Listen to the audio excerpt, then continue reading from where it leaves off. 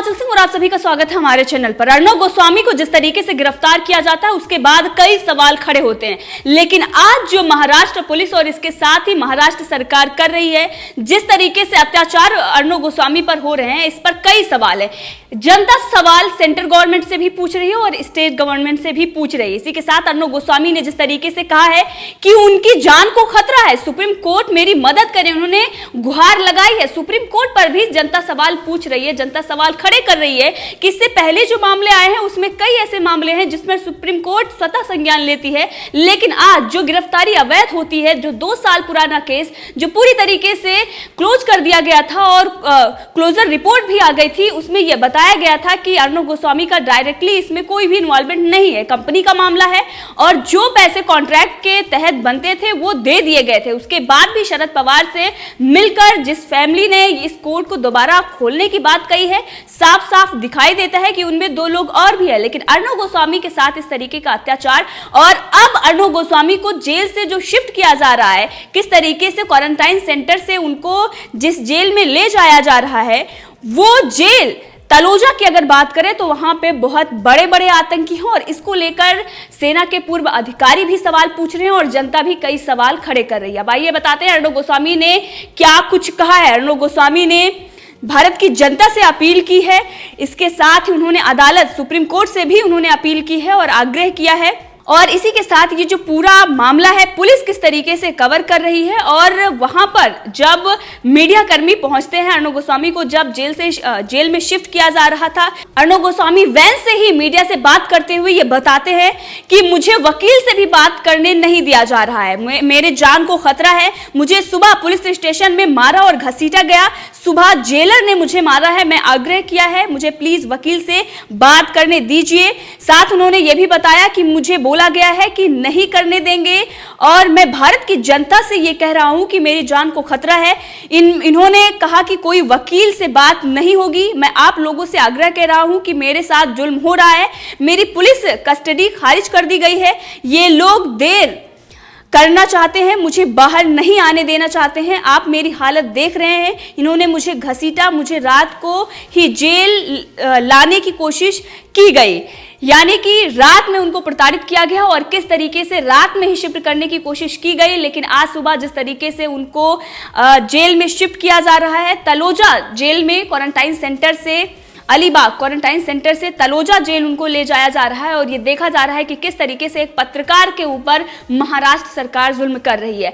जनता ये सवाल पूछ रही है कि आखिर इसमें गृह मंत्री अमित शाह, प्रधानमंत्री नरेंद्र मोदी और सेंटर जो गवर्नमेंट है क्यों नहीं इसमें हस्तक्षेप कर रही है, क्योंकि ये जो पूरा मामला है साफ साफ दिखाई देता है कि अवैध गिरफ्तारी होती है और एक पत्रकार को इसलिए टॉर्चर किया जाता है, इसलिए परेशान किया जा रहा है, इसलिए उसको यातनाएं दी जा रही हैं क्योंकि उन्होंने गवर्नमेंट के खिलाफ बोला है। ये सच्ची फांसीवादी सरकार है महाराष्ट्र की और इसके खिलाफ पूरे देश में जन आंदोलन हो रहा है, असम से लेकर बेंगलुरु से लेकर साउथ से नॉर्थ से, और अगर हम बात करें तो ईस्ट और वेस्ट पूरे देश में अर्णव गोस्वामी के समर्थन में और महाराष्ट्र सरकार के विरोध में विरोध प्रदर्शन हो रहे हैं। राजघाट में सुबह 9 बजे से विरोध प्रदर्शन हो रहा है। तजिंदर पाल सिंह बग्गा और इसके साथ ही कपिल मिश्रा जो बीजेपी के नेता हैं उनको गिरफ्तार भी किया गया है। इसी के साथ किरीट सोमैया, बाकी जो महाराष्ट्र के बीजेपी के लीडर हैं वो भी इस बात का विरोध कर रहे हैं। वहीं पर राम कदम जो बीजेपी के नेता हैं वो सिद्ध विनायक मंदिर पहुंचे हैं। लगातार अगर हम देखें तो अर्णव गोस्वामी के समर्थन में लगातार पूरे देश से आवाजें आ रही हैं और इसी के साथ महाराष्ट्र सरकार की थू-थू पूरे देश में हो रही है। महाराष्ट्र सरकार अर्णव गोस्वामी पर जो कुछ भी जिस तरीके से जुल्म ढा रही है, ये महाराष्ट्र सरकार अपने लिए ही गड्ढा खोद रही है, गड्ढा नहीं बल्कि एक बड़ी खाई खोदी जा रही है, क्योंकि जनता जो कुछ भी देख रही है वो आने वाले चुनाव में जवाब देगी। एक तानाशाही जो महाराष्ट्र सरकार कर रही है, जिस तरीके से अर्णव गोस्वामी को गिरफ्तार किया जाता है उसके बाद उनकी जेल नहीं होती, यहाँ तक कि जनता सवाल पूछ रही है हाई कोर्ट और इसके साथ सुप्रीम कोर्ट से। हाई कोर्ट से ये सवाल पूछा जा रहा है कि बाकी जो मामले हैं, कई ऐसे मामले हैं जिसमें जमानत मिल जाती है, लेकिन अर्णव गोस्वामी का जो मामला है उसमें तुरंत जमानत मिल जानी चाहिए, क्योंकि बहुत बड़ा ये मामला नहीं है, क्योंकि इसमें जो जांच होनी चाहिए थी वो पूरी हो चुकी है और इसमें अर्णव गोस्वामी का कोई लेना देना नहीं था। जो कॉन्ट्रैक्ट के पैसे जितने थे वो दे दिया गया था। और यहाँ पर ये भी कई सारी चीजें ये भी निकल कर आ रही हैं कि जो आत्महत्या सुसाइड नोट लिखा गया उसमें अर्णव गोस्वामी का नाम लिखा गया है, लेकिन अर्णव गोस्वामी से इस पूरे मामले में कोई लेना देना नहीं था। कई सारे न्यूज चैनल जो ये दिखा रहे हैं कि अर्णव गोस्वामी ने धमकी दी, बल्कि पुलिस ने जब इन्वेस्टिगेशन की थी ऐसा कुछ भी नहीं था, सब झूठ बोला जा रहा है सिर्फ और सिर्फ अर्णव गोस्वामी को फंसाने के लिए कि उन्होंने महाराष्ट्र सरकार से सवाल पूछे थे और इसी के साथ कांग्रेस का भांडाफोड़ उन्होंने हाथरस में किया था। अब कांग्रेस के मुख्यालय के बाहर जगह जगह पूरे देश में जहां भी इनके मुख्यालय है विरोध प्रदर्शन हो रहे हैं। सोनिया गांधी से भी सवाल पूछा जा रहा है। अभिव्यक्ति की आजादी की बात करने वाली कांग्रेस की सोनिया गांधी, इसी के साथ प्रेस की स्वतंत्रता की बात करने वाली सोनिया गांधी आज इस पूरे मामले में मौन क्यों है? क्यों नहीं वो जहां पर उनकी तानाशाही वाली सरकार चल रही है आदेश दे रही है कि ऐसा ना हो, और ना ही वो अर्णव गोस्वामी के लिए एक भी शब्द बोल रही है, क्योंकि उनका सही नाम जो सही नाम था वो अर्णव गोस्वामी ने असली नाम लिया तो 200 एफआईआर दर्ज की गई। ये पूरी तरीके से अर्णव गोस्वामी को उनका चैनल बंद कराने के लिए, अर्णव गोस्वामी को परेशान करने के लिए, उनको प्रताड़ित करने के लिए, और जिस तरीके से अर्णव गोस्वामी ने सवाल उठाया कि मेरे जान को खतरा है। अब इसी के साथ जो सोशल मीडिया पर लोग हैं वो विरोध कर रहे हैं, लेकिन जगह जगह पर सड़कों पर पूरे देश में कोई ऐसा शहर नहीं होगा जहां पर अर्णव गोस्वामी के समर्थन में विरोध प्रदर्शन महाराष्ट्र सरकार के लिए ना हो रहा हो। अर्णव गोस्वामी कि जब से ये क्लिप आई है, जब से रिपब्लिक भारत ने दिखाया है कि मेरे जान को खतरा है, जनता ये मांग कर रही है कि जल्द से जल्द अर्णव गोस्वामी को रिहा किया जाए और जिस जेल में वो शिफ्ट किए जा रहे हैं वहां पर आतंकी हैं और किस तरीके से आतंकियों का वहां पर एनकाउंटर हुआ है। और जब अर्णव गोस्वामी को पुलिस गिरफ्तार करने जाती है तो वहां पर सचिन बजे जाते हैं जो एनकाउंटर स्पेशलिस्ट हैं, इसको लेकर भी सवाल खड़े हो रहे हैं कि आखिर अर्णव गोस्वामी के साथ क्या हो रहा है। इसी के साथ अर्णव गोस्वामी की वाइफ ने भी कई सवाल खड़े किए। उन्होंने साफ ये कहा है कि अर्णव गोस्वामी के साथ अगर कुछ भी होता है तो इसके लिए सेंट्रल गवर्नमेंट और स्टेट गवर्नमेंट दोनों जिम्मेदार होगी। और वहीं पर जनता ये सवाल पूछ रही है कि इसमें सुप्रीम कोर्ट और हाई कोर्ट क्यों नहीं कोई संज्ञान ले रहा है और आखिर क्यों नहीं उनको जमानत मिल पा रही है।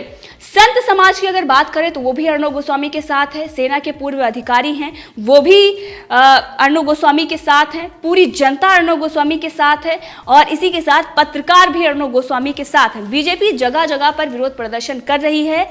इसके साथ ही बीजेपी पर भी आरोप लग रहे हैं। जो केंद्र में लोग बैठे हुए हैं उनसे सवाल पूछा जा रहा है कि कड़ी निंदा ही क्यों नहीं कोई बड़ा एक्शन, क्योंकि ये साफ दिख रहा है पूरी तरीके से ये अवैध मामला है, अवैध रूप से उनको गिरफ्तार किया गया है। उसके बाद भी इस पर केंद्रीय गृह मंत्री अमित शाह और प्रधानमंत्री नरेंद्र मोदी, कानून मंत्री इस पर क्यों चुप हैं, क्यों खामोश है? प्रकाश जावड़ेकर को लेकर भी सवाल खड़े किए जा रहे हैं।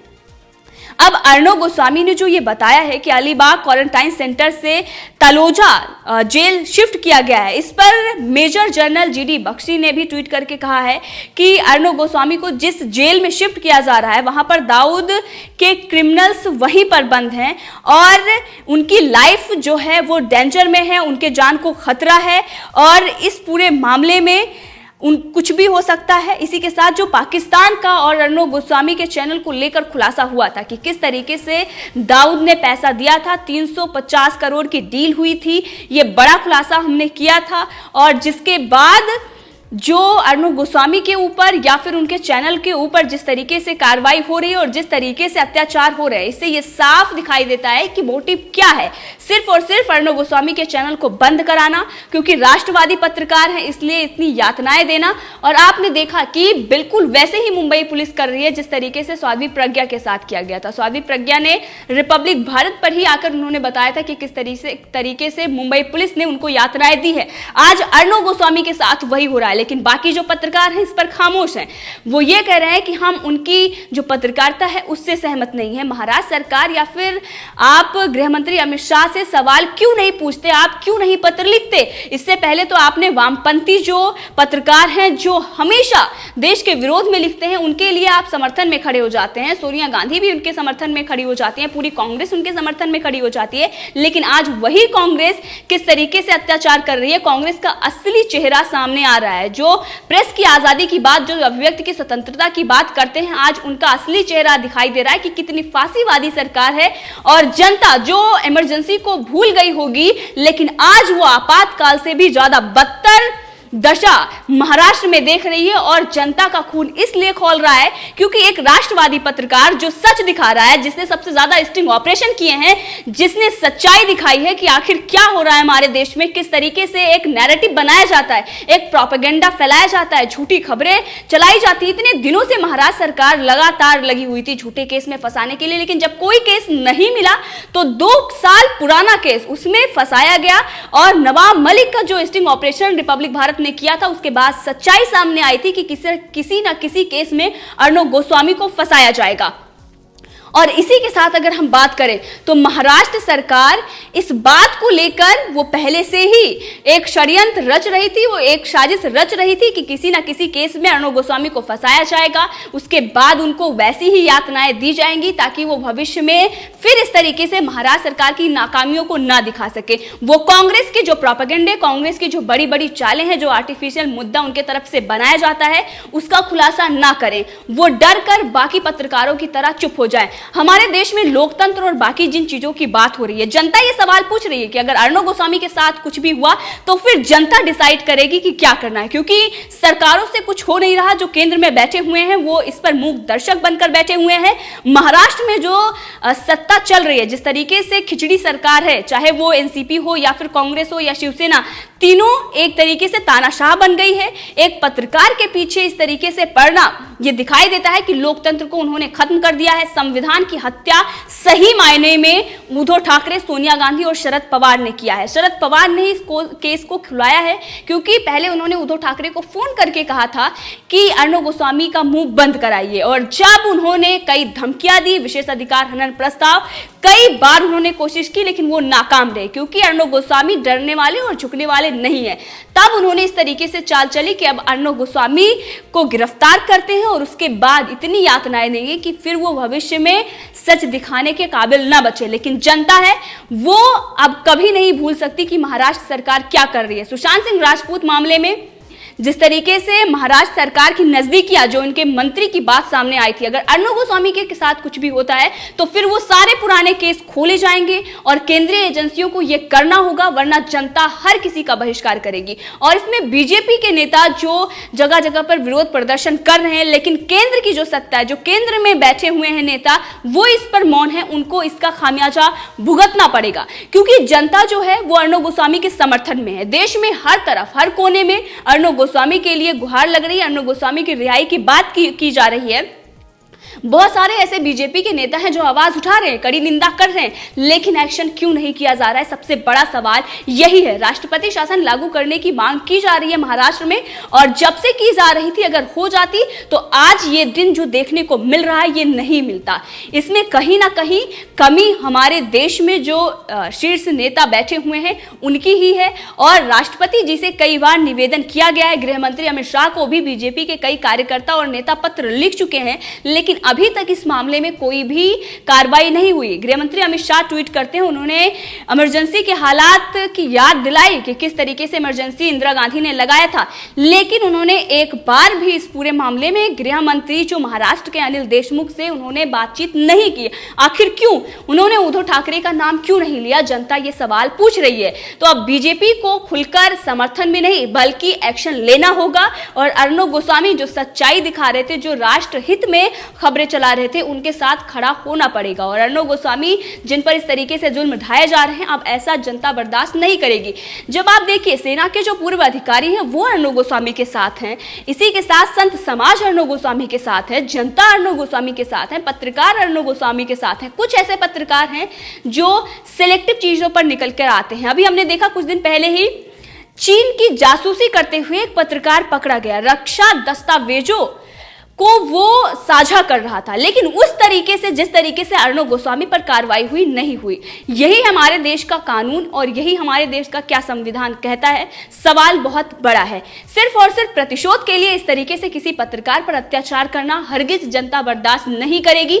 महाराष्ट्र सरकार को और इसी के साथ उद्धव ठाकरे को सबसे बड़ा खामियाजा आदित्य ठाकरे को इसमें भुगतना पड़ेगा, और राहुल गांधी को, जिनका जो करियर है अभी वो शुरुआत हुआ है। राहुल गांधी का तो पूरी तरीके से समाप्त हो चुका है, लेकिन आदित्य ठाकरे के लिए सबसे बड़ी मुसीबत खड़ी होने वाली है, क्योंकि जनता इनका पूरे बहिष्कार करने के लिए ठान चुकी है मन में। और वो जिस तरीके से विरोध प्रदर्शन कर रही है और जिस तरीके से अर्णव गोस्वामी के साथ जनता खड़ी हुई है, ये देखना होगा कि आने वाले दिनों में ऐसे नेताओं का किस तरीके से बहिष्कार होता है। अगर ये जनता के बीच में जाएंगे तो जनता इनको सबक सिखाएगी और ये बताएगी कि आपने महाराष्ट्र में क्या कुछ किया है। पूरे मामले में आपकी क्या राय है, कमेंट करके जरूर बताएं और अर्णव गोस्वामी के लिए आवाज उठाएं, क्योंकि एक देशभक्त पत्रकार जो सच्चाई दिखा रहा था, जो नेताओं के काली करतूतों का पर्दाफाश कर रहा था, उस पर इस तरीके से अत्याचार लोकतंत्र को दबाने के लिए और यह दिखाने के लिए लोकतंत्र जैसा देश में कुछ नहीं है। सिर्फ और सिर्फ अगर आप जो सत्ता में बैठे हुए हैं उनसे सवाल पूछेंगे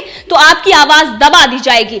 तो अब ऐसा नहीं चलने वाला है और इसीलिए ज्यादा से ज्यादा आवाज उठाएं और अर्णव गोस्वामी की रिहाई के लिए पूरे देश में जो विरोध प्रदर्शन हो रहा है और जिस तरीके से सोशल मीडिया पर आवाज उठाई जा रही है, आप भी उठाइए, कमेंट करिए, इसी के साथ शेयर करिए और लाइक करिए। अगर आपने सब्सक्राइब नहीं किया है तो प्लीज कर लीजिए।